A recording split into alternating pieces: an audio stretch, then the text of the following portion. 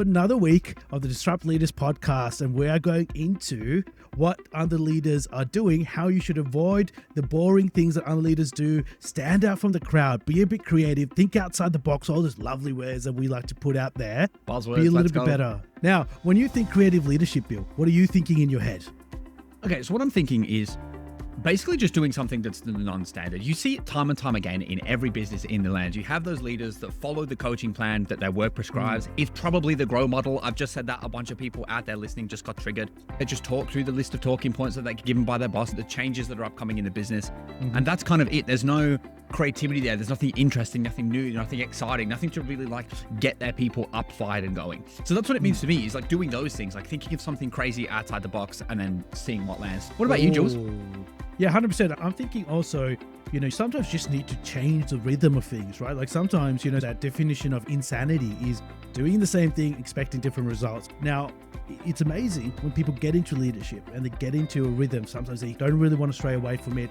They feel it's worked before with different teams and different organizations. But it's important to remember, sometimes when you break those circuits, it's a great way to rewire people and get them going, get them remotivated. Correct. Feeling inspired is what we want to do as leaders on an everyday basis.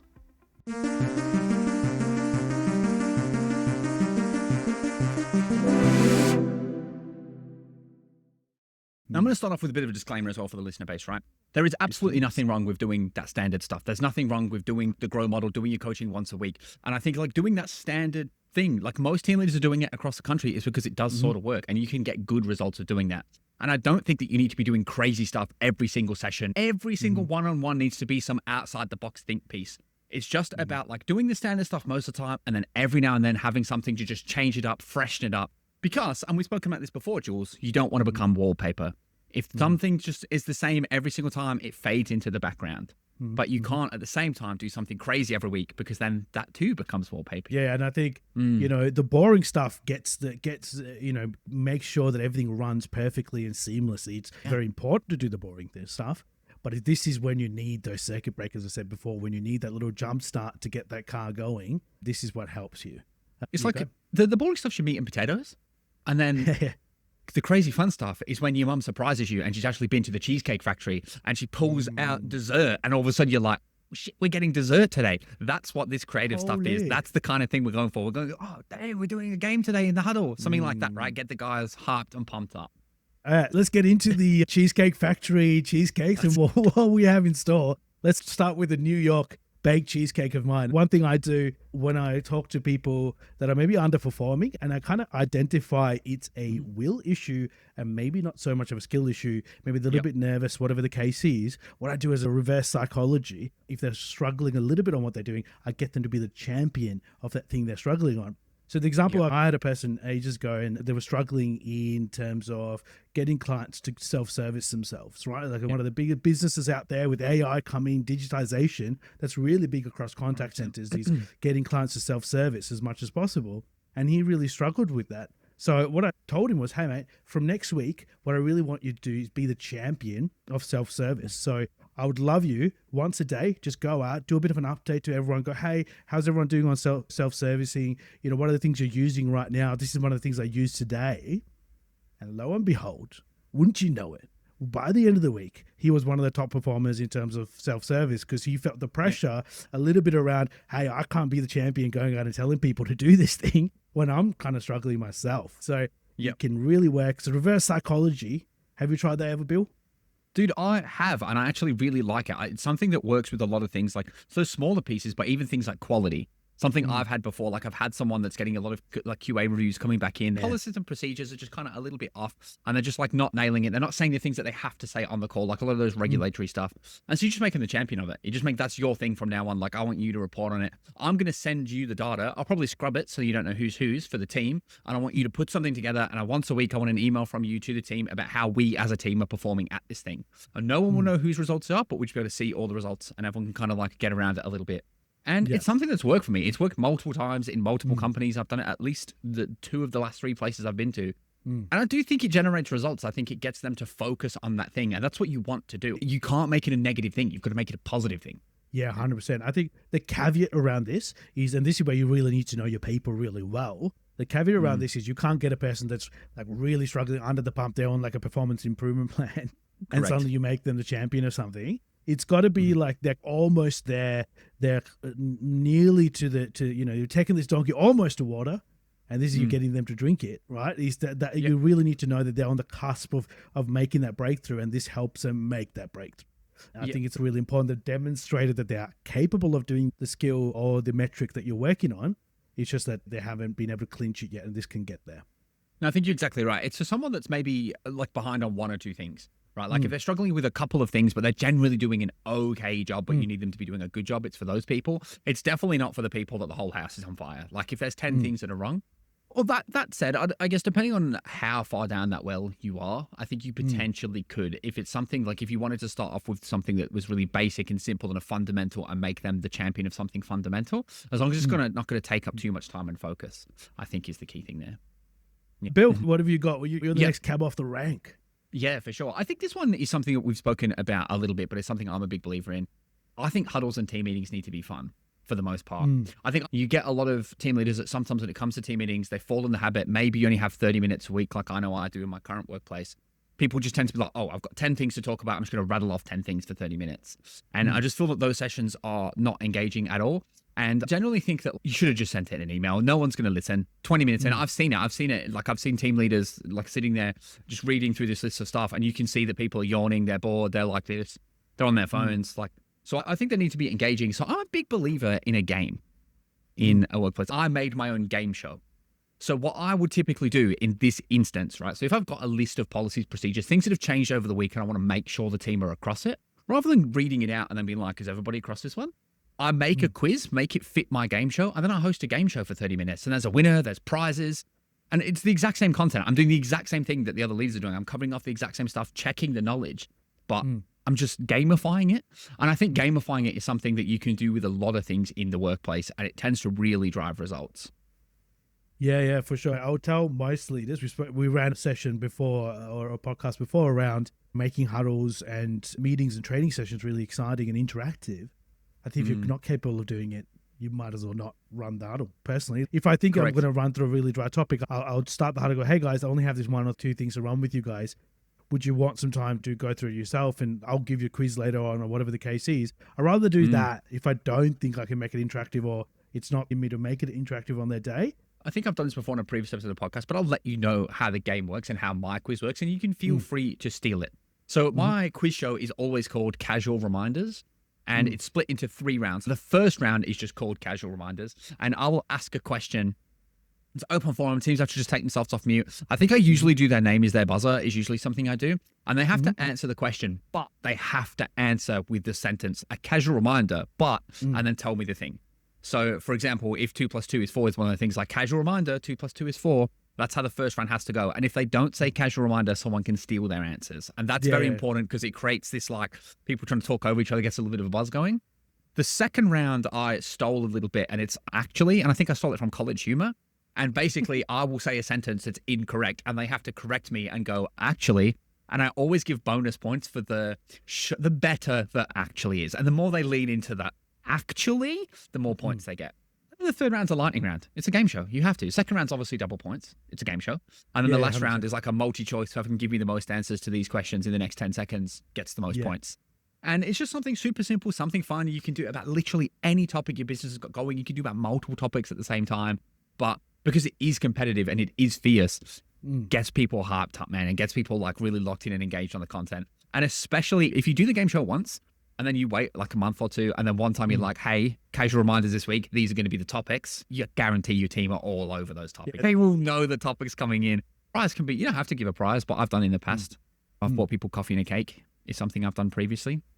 Yeah, I think a great way of nailing it, and 100%. If people get excited about it, again, we're talking about being a circuit breaker. Like if you feel things are a bit lacking or the kind of wheels are just turning, this is a great way to break that monotony. You know what I mean? While you're talking about that, the other thing I was thinking about is we've spoken about real life examples before, about bringing real life examples into your scenarios at work, right? So it could be like effective question, whatever it is. I think like creating really fun examples around that. Like one Bill and I did was around framing. Go out and you're trying to call them over the phone. It goes, hey, come out. You know what I mean? Like you're trying to go, hey, hey, come out, drinks are going to be only this much. It's going to be quite cheap. I'll give you a lift. You don't have to worry about it. You can enjoy yourself. Like if they say, oh, I've got so much stuff to do on Sunday morning. It's like, oh, mate, listen, I'll make sure it won't be super late night. You'll have fun. Knowing, true, when they come out, it doesn't matter how late the night is because they'll have fun. But that was a really good exercise. Worked really well because you got them into they were all having fun with it a little bit. They can see people just laughing and having a bit of fun. And we chose 2 people within the team to have a conversation with one another, and we would brief the other one and go, hey, no matter what they say, just kind of bring up a reason, and then the other person had to really frame it. And that's a really cool one. Another one I'm thinking of as well is that we used to run at a previous workplace when I used to be a facilitator was to show the difference between how a customer might react to people. Right. So we ran different scenarios. We'll get people to go, hey, imagine you've cooked, your favorite meal in the world the night before, and you have a little bit of leftovers. You bring it to lunch the next day, and you have a terrible morning. You've just had customers yelling at you. Things are not going right. The one thing you're looking forward to in the entire world is this lunch. And you go into the fridge at work, and lo and behold, some person out there, some absolute bastard, has eaten your food. Not only that, left a dirty spoon in there. How are you feeling?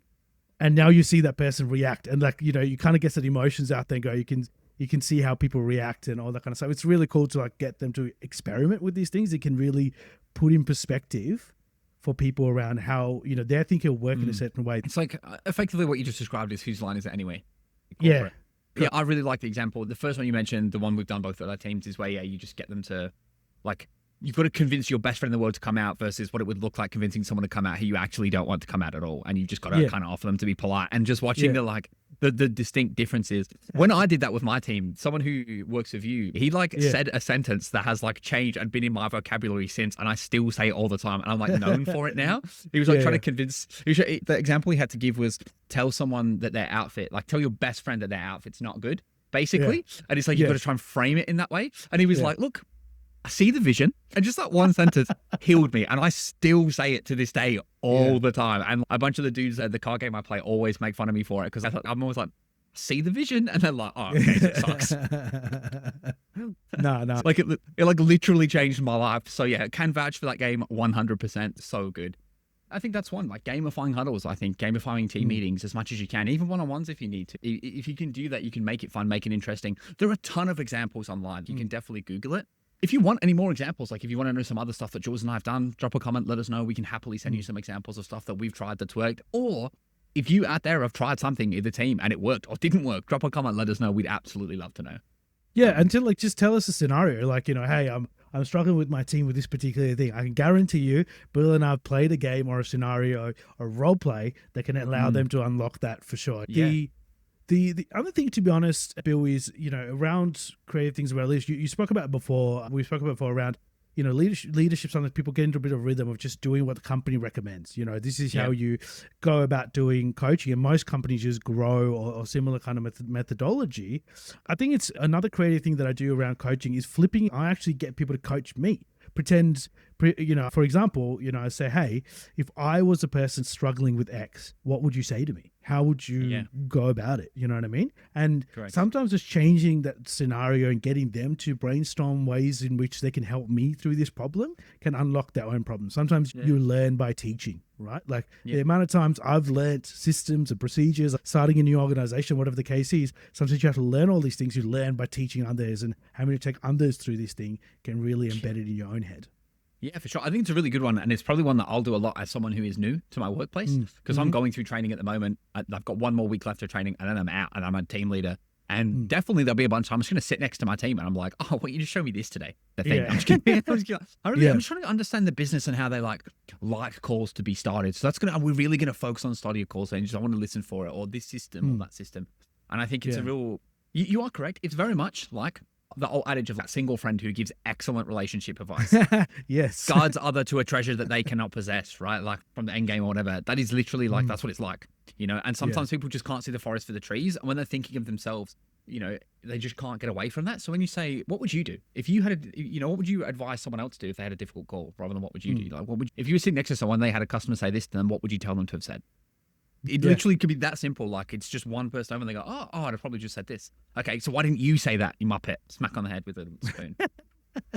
In a similar vein, when I used to have a couple of consultants that used to always get lots of quality issues, but I knew their knowledge was really good, but it's just like real silly, simple mistakes, So what I stopped doing was I stopped giving them going, hey, you've had this quality issue, what went wrong, all that kind of stuff, because it didn't seem to be working. So instead, what I would do, I play dumb. I go, hey, this, what if when this happens, what do you do? Yeah, I do this, Jules. Like, yeah, try this, Jules. And they're like, they think I don't know, so they're giving me this like advice, right? So like, hey, Jules, make sure you tick this, make sure you do that. I'm like, good, awesome. Hey, by the way, you got this issue with this particular thing, or we've got this feedback. What happened there? They're like, okay, yeah, okay. Big one for that.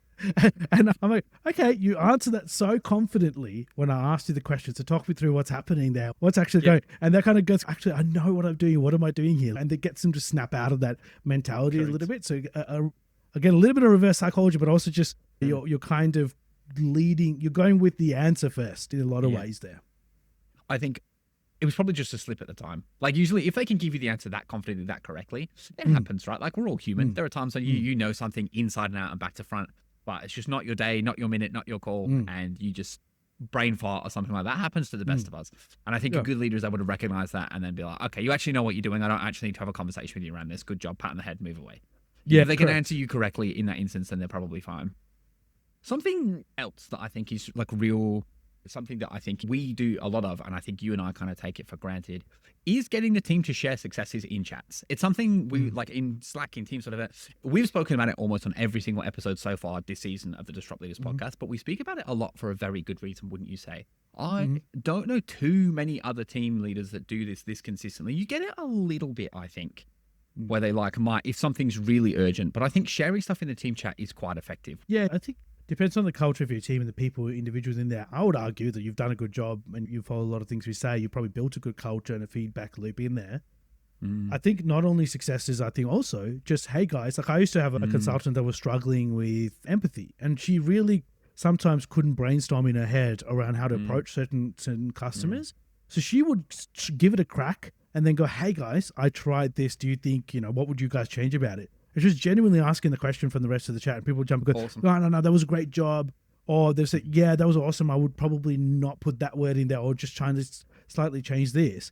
And she developed quite dramatically by doing that. Sometimes the coaching doesn't have to come from you. And that's where the creativity comes in. I think multiple voices saying the same thing is also a good thing, because you go, oh, geez, I'm not the only crazy one here. It's like a pH test to see whether your team's thinking in the right direction as well. It's a good knowledge check as well, making sure you're heading in the right direction.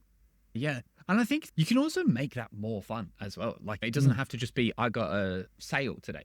And then everyone's like, good job. You can definitely be creative with it. You can have a team emoji that's silly for it. I vividly remember, and this was mine as an employee, not as a team leader, way back in the day when I was on the phone doing sales. And my team leader always used to write boom in the chat when someone posted they got a sale all the time, just like boom, right? Yeah. But one time he misspelt it and put BOMO.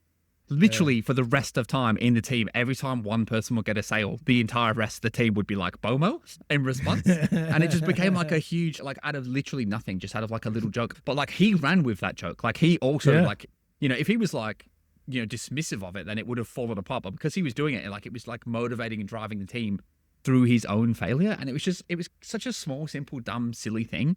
But when the team gets around something silly, and you will find with teams, with people, you have those little in-jokes, those little silly jokes, and you can leverage that absolutely to your advantage, because I guarantee your team will go out of their way to like do something that furthers the silly little team joke. Yeah, no, same. Yeah, I'll 100% run with it for sure. I think, so, people that are charming are usually self-deprecating, aren't they? You think about people that you think, oh, that person's really charming. Usually they have a way of taking jokes and also running with them, going, yeah, haha, I'm good with this, right?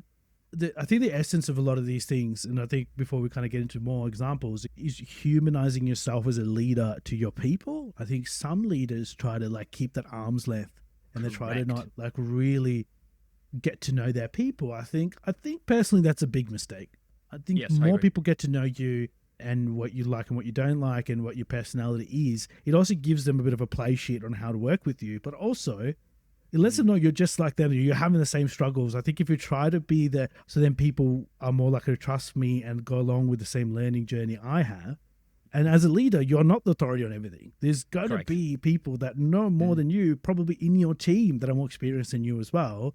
And I think let go of that idea, and then a lot of these things will land. I think if you go in, having a bit of fun, it can really make a big difference. Yeah.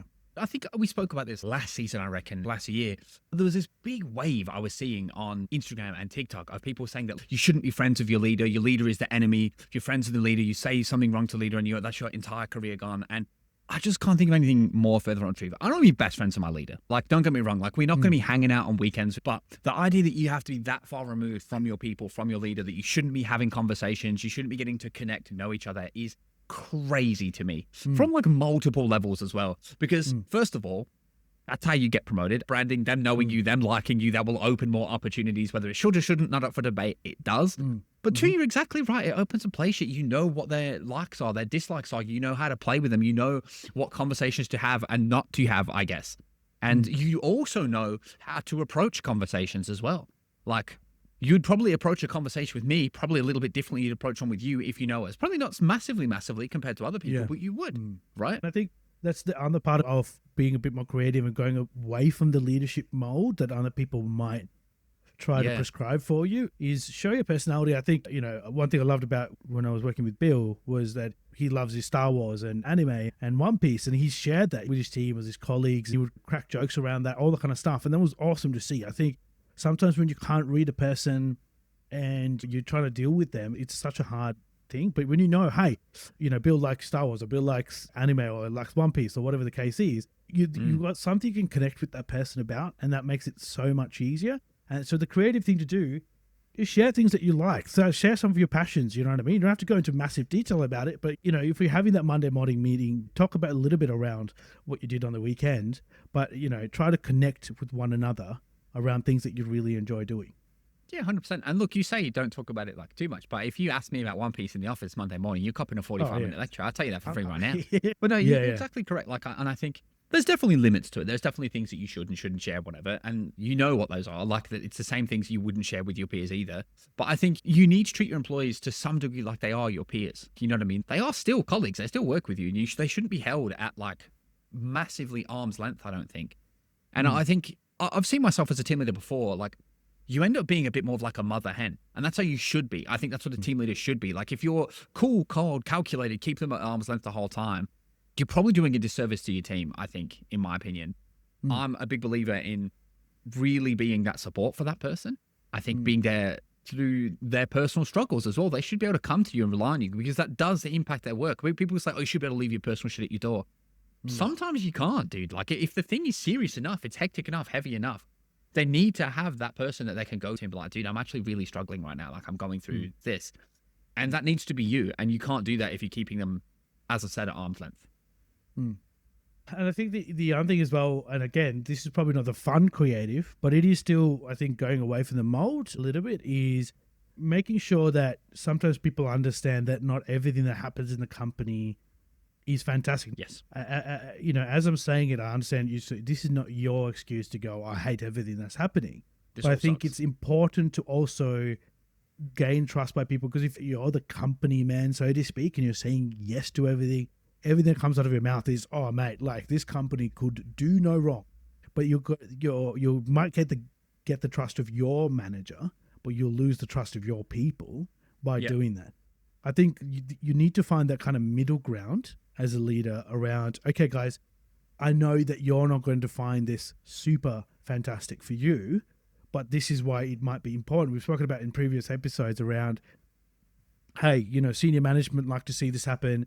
I completely understand it's not going to work for you, but let's give it a go. Let's see what happens, and we'll give that feedback to senior management around why it didn't work. What are the pitfalls around this, that kind of stuff.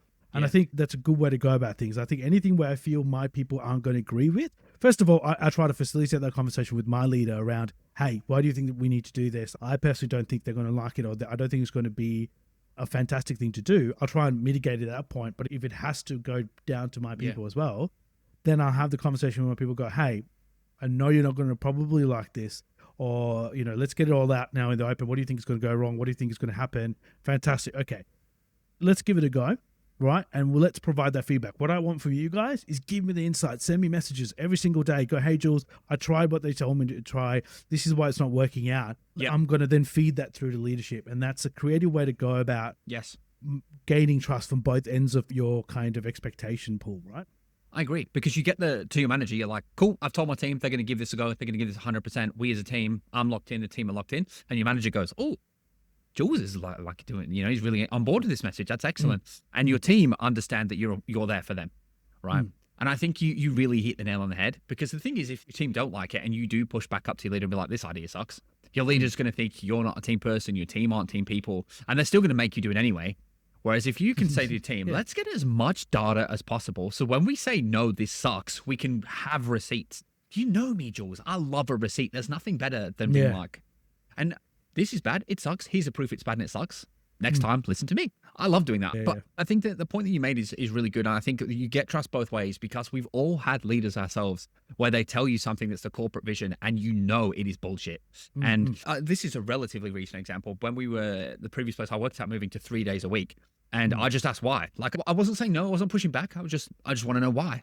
And just got like corporate jargon that for about 2 whole minutes, 2 whole minutes of stuff that wasn't relevant at all to me, to my people. And I just sat there being like, you just gave me the company answer. Like, you just told me a bunch of stuff that you were told to tell me, and it doesn't mean anything to you. I know you're lying. And it just instantly makes that leader lose credibility with you. You just start to trust that person a little less and think you can go to them a little less, because if you go to them, they're actually not like looking out for you at all. They're 100% looking out for the company. And as leaders, the key to being a leader is striving that balance. You have to do both. You are a leader. You have to do what the company wants, but at the same time, you are there to protect your people. That is your role. And if you don't think it is, you're probably in the wrong job. Yeah. And I think the leaders that don't strike that balance, the pitfalls of doing that is that either your team will eventually move on or not perform really well, and then you're kind of crucified on that, or the person that you've been kissing up to, your manager or the senior management, they might move on, or they might suddenly change tack. And, whatever they've been, gasbagging about for the last 6 months, they think it's no longer important, and they've moved on based on the market or whatever is happening.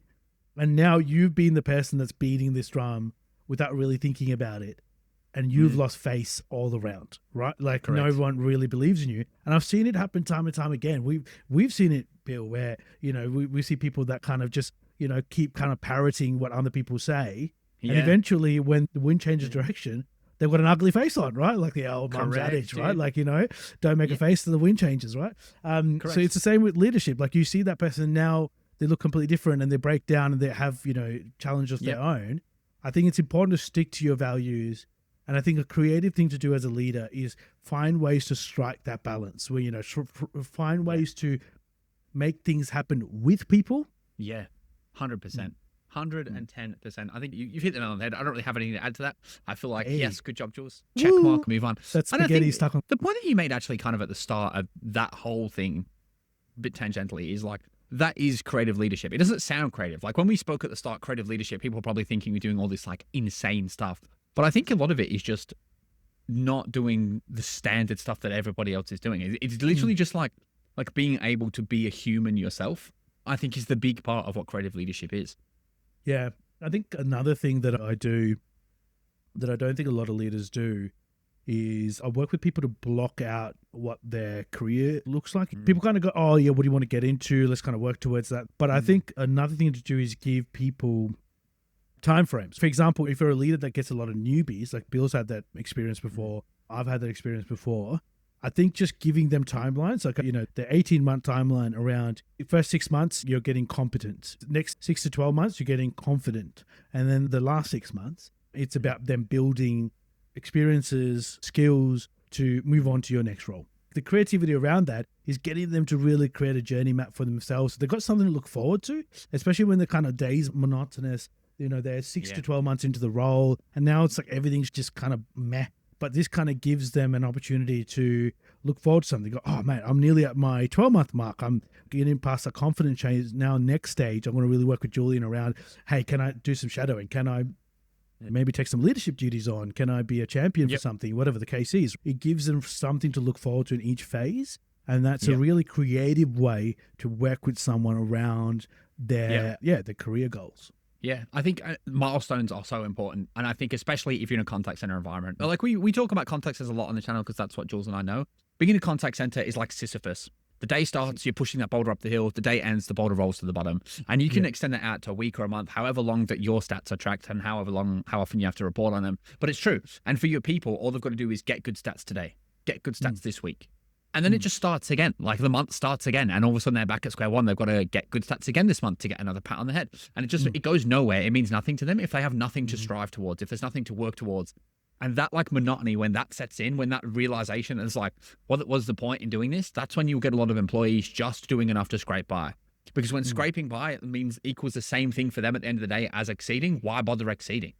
Yeah. And so you need those milestones. You need those things that they can work towards. That could be, like Julian said, it could be, okay, your aim is to get competent here. Once you get to this stage, once this is the parameters where you're at, then we can start looking at the next stage of your career. I can start working on my career. Yes. And then when they're in that next phase, they're like, okay, well, I just need to keep these metrics good whilst I focus on my career. And it's so much easier to motivate someone who has a milestone, has a goal in mind. And I think when we talk about being goal-oriented in contact centers, like having that goal at the end of the line, like you need to do it, right? And I think most people don't. Most people don't do that with their people. They don't draw a line in the sand, let's get to here. No, I think I've spoken to so many leaders that go, oh, they're too new to start that conversation. I would disagree with that, man. Cool, I just keep trudging away, right? I think giving people a horizon is a really good thing to do. I think I don't think I've ever met a person, you know, even if you're what your goal might be and what your kind of North Star will be different for different people. I agree with that. It's not the same for everyone. Some people you might be, and kill me if I'm being kind of sexist around this, but like say you're a mum and you've got kids and you're not really that interested in going up the corporate ladder so much, but you just want a paycheck and flexibility and this. And so your North Star might be, hey, you know, if you kind of maintain your figures, right, that continues to be what you get flexibility. If you're the person that management can trust, you'll get a little bit more leeway as well. So if you want more flexibility, you need to be able to be trusted with flexibility. You then get more duties. We've got people, you know, we've managed before, and I manage at the moment, Bill, as well, you know, and probably names come to mind when I say it that are just absolute superstars, but they get so much leeway because they're superstars. They almost can do much more and have more flexibility in their lives than other people can because management go, oh, mate, like I can trust that this person does their work. End of the week, everything's done. I don't have to worry about it. They're really proactive, that kind of stuff. So I think encouraging people to do that is really, really important. Yeah, for sure. I had a point that I was going to make related to what you said, but I've completely forgotten it. What about North Stars or different horizons? Oh, no, I do remember. There we go. No, I absolutely agree. And I think the thing that kills me the most about this whole, it's too early to have that conversation. First of all, no, it's not. It's never too early to have the conversation about career goals. And second of all, the reason it's not is it gives you a button to press for the rest of their time at the career. Even if it's like their first week, they've just come out of training, they're literally sitting down in onboarding. You're like, so, you know, have you had a thought about where you want to end up? And they're like, oh, I'd really love to end up in fraud, or I'd really love to end up in quality management. Awesome. Well, what we're going to do over the next 6 months is just focus on getting good at this role, because you have to get good at this role to move to that role. But then instantly, all you've done there is make them go, I need to be good at this role to get where I want. And you've created that attachment in their mind. Success here equals get where I want to get. Whereas if you're not having that conversation, you're not giving them that added piece of motivation to succeed. Most people will want to succeed when they first join a new company anyway, but giving them that added carrot, right? Like you're putting an extra carrot at the end of the stick. 2 carrots are better than 1, Jules. 2 carrots better than 1. 100%. So, more carrots the better. You know what I mean? It's so crazy to me. There was one leader in a place that I used to work, who I used to refer to as where careers go to die. That's what I used to say about this one leader, right? Because a bunch of people used to go from me to them. And they would always say, oh, I'm not putting that person up. And I think I've spoken about this person before. There was one girl who in that person's team who was incredible, but she also had like rampant ADHD and was just terrible at remembering things on the phone. And so would stuff a lot of quality things up. And other positions came up and he wouldn't like endorse her to go for those positions because she couldn't do the phone stuff. And I was like, you're literally judging a fish by its ability to climb a tree right now. Like she would be unreal in those other departments. Like absolute asset to the business, but you're keeping her somewhere she shouldn't be because you won't like, you know what I mean? He wouldn't give her that motivation. And it's just so crazy to me to be like, no, you can't have what you want until you do what I want. It's like I can see it being so demotivating, and I know that it was for a bunch of the employees in that person's team. So yeah, I think it's never too early to have that conversation. It's never too early to use career as a discussion. And even with those people right now that you've got in your team that are massively underperforming, have that conversation. Yeah. The last one I've got for you here, and this has proved effective time and time again. I almost use it repetitively. It's about understanding that people aren't perfect all the time. And I think the common pitfall I see with a lot of leaders, and they kind of accept this answer from people too, is when you're going to do this, you're going to do this now. 100% of the time? Yeah, 100% of the time. I'm going to do it every single time. Every single time without fail, dear leader, I'm going to do it, right? But you're not going to, though. There's nothing you do in life 100% of the time. I'll challenge you on this. There's nothing you do on life 100% of the time. It is, people are situational. You might be tired. There might be a harder day. Things might happen. So one thing I do creatively to feed into this is I tell people to concentrate for a couple hours at a time, right? When do you think you're the most like lazy? When there's like, really, you feel that kind of drag happen, right? They might not be a morning person. They might go, oh man, like starting in the morning, like terrible, I can't do it. Or they might say, hey, straight after lunch, I've had a big lunch, had a big sandwich, and I'm feeling the carb blues, and I'm feeling lazy. Can't happen. You go, okay, that's great. You reflected on that. How about this? We'll do an hour of power then, right? Or 2 hours of power then, right? It's straight after lunch, 2 o'clock, whatever it is, right? Let's do 2 to 3. You just absolutely lock in, be an absolute monster, right? And just go crazy on whatever you're working on. It might be that I'm trying to reduce my after call work. So I'm trying to reduce all that fluff. Hey, whilst you're on the call or chat with a client, try to like do as many as you can. Let's see what's the lowest you can get your after call work throughout that time. Let's see what happens, right? And because they only need to lock in for an hour, they just go mental on it. They go crazy. And what happens is sometimes that hour or 2 hours is enough to wipe out a whole bad day. Sometimes it's enough to wipe out a whole bad week. I've done experiments with people go, hey, can you give me just 2 hours today? Let's see what it does for your weeks. Lo and behold, if you go absolute mental, like, say, and the example that I use is say after call work or hold time. So your hold time is at 5 minutes and you have an hour where you're just at 1 minute or 2 minutes or whatever the case is, right? That's a massive amount of time that you're saving. And I get them to think about the creative thing added onto this is I get them to think about any time savings, anything like that, as almost like a savings for a rainy day. The example that I use is, it's in the bank. Hey, yeah, 100%. When you get paid, when you get paid, guys, like, you get your salary paid out monthly or whatever. What happens if you spend all that money? What happens then? They go, oh, well, I'm freaking going to struggle for the rest of the month. Yeah, 100%. It's the same with your after call work or your hold time. If you think you've got your target is 3 minutes and you take it to 3 minutes every single time, what you're doing is you're spending it all at once, right? Lo and behold, you get a tough customer, a tough moment. You're feeling lazy on a Friday and you go to 6 minutes or 7 minutes. You've overspent now. You can't buy that time back. Right? Nope. Whereas if you've been like, hey, I've got my target is 5 minutes, but if I try to keep to 2 minutes on as many calls as I can, when I get that tough call or I'm feeling a bit lazy or I've had those lunchtime blues, I can afford to spend a little bit more in there because I've saved. So those are kind of creative things is first getting them to concentrate on a short period of time. The other thing is thinking about banking your performances and being ultra productive. So that when you get those unproductive times or those times you're feeling a bit lazy, you've got time to spend. Yeah, for sure. And I think you find that with those hour of powers, usually it bleeds in. If they're normally doing 3 minutes all the time and they have an hour of power at 1 minute, when they go out of the hour of power, they probably won't go back to 3 minutes. More often than not, they'll probably use 2 minutes, you know what I mean? And you see that success bleeds on.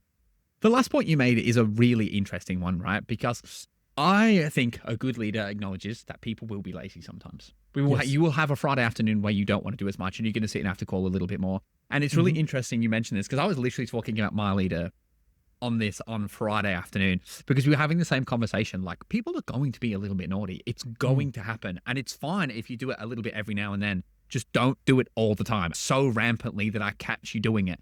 And this is something that I say to my teams all the time. And I think it is creative leadership because I don't think everyone else is doing it. And I think that the big bosses would probably hate it. But I think it's appealing to people as people. And this is the conversation I was having with my leader. And he said it to me, like, They're not resources as much as they are to a business. They are human beings, and human nature is like that. And you have to treat them like humans. If you go in authoritarian and you tell every single person, you've got to be locked in and dialed in every single minute you're at the business, they can be like, fuck this guy. Excuse my French. But if you have that attitude where you're just like, look, I know sometimes you're going to quickly flick yourself to after call so that you go to the back of the queue, or you're going to sit in after call for an extra 2 minutes at the end of your shift just to make sure you go on time. That's fine. But if I notice that you're going home bang on time every single day, never once getting stuck on a call, suspicious, right? Yeah. Do it on a Friday. Maybe you've got dinner plans on Tuesday. Do it then. That's fine, right? I'm going to turn my blind eye and let you get away with it, and then you get to make dinner on time. But if you're doing it every single day and being naughty, that's when I'm going to be all over you like a rash, and then you're not going to be able to do it at all, and now you're going to miss your dinner plans.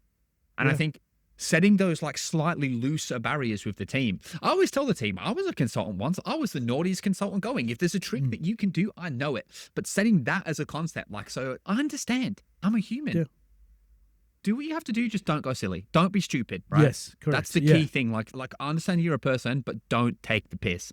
And honestly, you set that barrier with a team, they won't do it. Right. A prime example, life example, when I was turning 18, my mum was like, if you want a tattoo, I'll take you to get one. I'll let you pay for it. Like, if that's what you want. Do you think I've got any tattoos now? No, because she removed the being naughty from it, right? Like, it made it a safe thing that I was allowed to do. So I just didn't really do it. Yeah. And I think it's kind of the same with work. I think if you're really strict all the time, you create liars and you create sneaky people. Whereas if you are loose, you'll create people that just kind of, they'll do what they have to do to get by through the day, but they won't abuse the system because they don't want to have that looseness taken away. You know what I mean? Also, I think the other thing as well is I spoke about trust way before as well, right? Once you kind of build that trust, people will trust you with information, and they go, hey, Jules, I wasn't feeling that well the other day, so I kind of did this. And you can get on the front foot with it, right? Whereas if they say, Jules, actually the other day, I had to do X, Y, Z, you were, okay, thanks for letting me know. Just make sure it sort of doesn't become a habit. And then you're most likely to trust that person next time as well. So trust goes both ways, build that trust, but also trust that trust your people are humans first, employees second. Correct. Yeah. And you hit the nail on the head. That trust goes both ways. I think I've told this story before. Once I didn't realize I'd looped a client in, and I called another employee a C word, and the client could hear that I'd said this. But the first thing I did was call my manager. Right? Literally the first thing I did, because I had that trust. I had that and I was like, hey, so I didn't realize I'd accidentally come for us a call, and I called this person a C. And you just got to get in front of it, right? Like, if you don't have that trust, I'd have probably kept it secret, and it would have become a much larger issue potentially down the track. So you always got to have that trust. And I love the sentence that you said there, humans first, employees second. That is so important, dude. So important. I think that is probably about all we have for today, is it not, Jules? Yes, it is. Well, in that case, I'd love to wrap up. If you can think of anything else that you're doing outside the box that you don't think any other leads are doing, please drop a comment and let me know. I promise you this, I will absolutely steal your ideas and give them a try, because I love that sort of stuff. I love doing things outside of the box, as does Jules. If you've enjoyed this video, drop a like, drop a comment, subscribe. It helps us out a ton, and have a great day. Thank you. Job done.